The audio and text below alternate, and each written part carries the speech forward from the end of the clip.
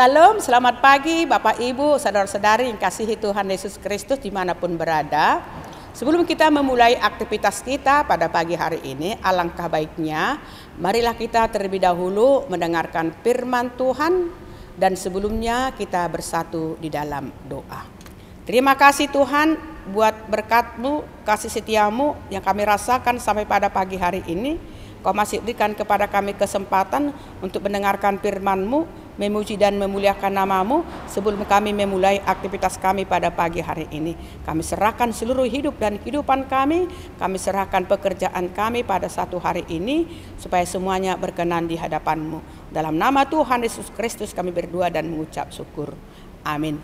Salam Bapak Ibu dan saudara-saudari yang dikasihi Tuhan Yesus Kristus. Renungan harian untuk kita pada pagi hari ini, Rabu 6 Agustus 2025, tertulis dalam kitab 1 Yohanes pasal 4 ayat 9. Dalam hal inilah kasih Allah dinyatakan di tengah-tengah kita, yaitu bahwa Allah telah mengutus anaknya yang tunggal ke dalam dunia supaya kita hidup olehnya.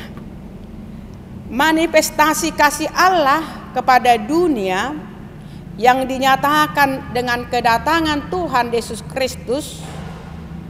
Dia lahir di kandang domba, dia mati di kayu salib supaya kita hidup, dan sebagai hakim tunggal untuk menghakimi orang-orang yang durhaka, orang yang selalu memberontak terhadap rencana dan pekerjaan anak-anaknya. Artinya Tuhan selalu menunjukkan cinta kasih-Nya kepada umat manusia. Tetapi mungkin sebagian umat Allah masih ragu akan kasih Allah, akan kebaikan Allah dalam hidupnya.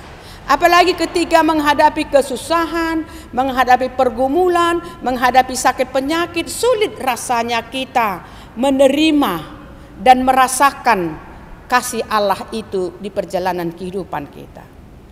Mengapa saya selalu mengalami kesusahan? Mengapa penyakit saya tidak disembuhkan oleh Tuhan? Kalau Tuhan memang mengasihi saya, di mana kasih Tuhan itu? Kenapa perkara pergumulan ini belum selesai sampai saat ini dan terus memenuhi kehidupanku? Namun firman Tuhan hari ini menunjukkan kepada kita bahwa kasih Allah itu sudah nyata, dan kasih Kristus itu dinyatakannya tadi bukan hanya sebatas kata-kata, tetapi melalui tindakan Allah yang mengutus anaknya mati di kayu salib. Saudara-saudara, tanpa Yesus kita hanya hidup secara jasmani. Tanpa Yesus hidup kita akan sia-sia dan tidak berarti apa-apa. Namun melalui Yesus Kristus kita menerima kasih dan kehidupan yang sejati.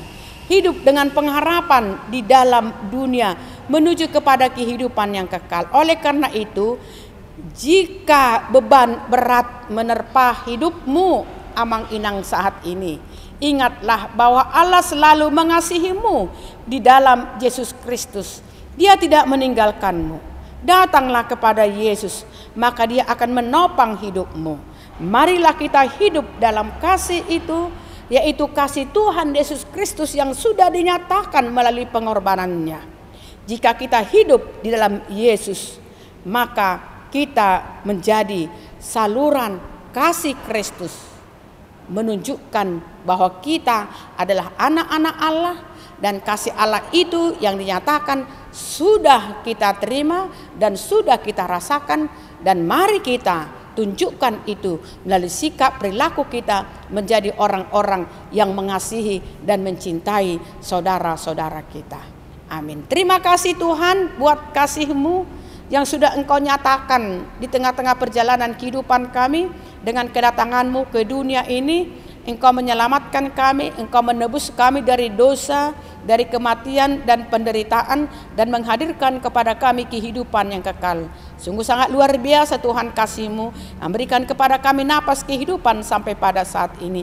Ajar kami Tuhan untuk menikmati, merasakan kasih-Mu sangat luar biasa. Dan harus kami nyatakan itu Tuhan, melalui sikap dan perbuatan kami, melalui cinta kasih kami Tuhan kepada saudara-saudara kami.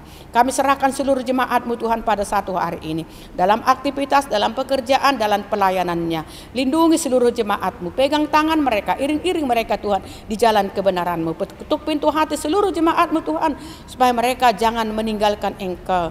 Biarlah mereka tetap berseru-seru, semakin mendekatkan dirinya kepada Engkau Tuhan, dan komunikasi mereka kepada Engkau Tuhan seturut dengan kehendak-Mu. Kami serahkan seluruh jemaat-Mu Tuhan dimanapun mereka berada. Engkau berkati jemaat-Mu sedang sakit pada saat Engkau sembuhkan. Engkau berikan hikmat kebijaksanaan kepada anak-anak kami Tuhan yang bersekolah pada saat ini. Hantar mereka Tuhan ke masa depan dengan penuh harapan.